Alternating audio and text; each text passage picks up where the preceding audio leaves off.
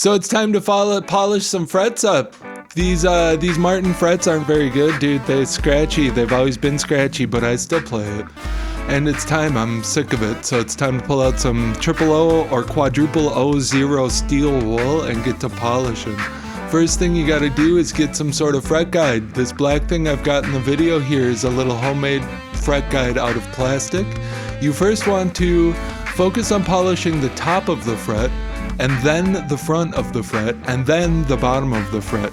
It's very important to do it in some kind of an order because your frets have a particular shape, and if you go change that shape too much, it's not gonna play the same. You'll have buzzes, you'll have weird weak spots, so you really have to be delicate and careful. You have to focus on 3 individual sides of the fret: the top, the front, and the back.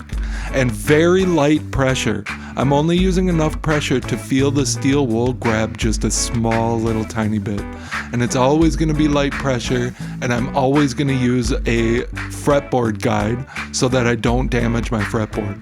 No scratches on the fretboard. I want all the scratches on the fret at this point, and I'm going with 000 steel wool. It's pretty fine, but you can get more fine, and I do recommend going more fine. But this was not good, not ideal scenario. So you can see we got a couple polished, a couple not polished. It's starting to look good. It feels good on my finger at this point. And look at that wear. These Martins, they don't wear very well. It might be a Road Series. It might want to be one of their like entry model good guitars, but geez, they don't wear well. I've got some busted up frets, man. It's not very cool. So finally we're done, but remember there's a bunch of steel wool dust everywhere. There's steel wool dust everywhere. I have a matte finish, but you probably have a shiny finish on your guitar.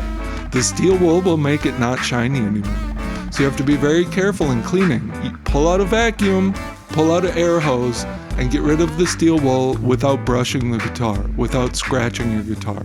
So you'll see I pull out a vacuum. Oh, by the way, don't do it on your gamer desk. That's a dumb move.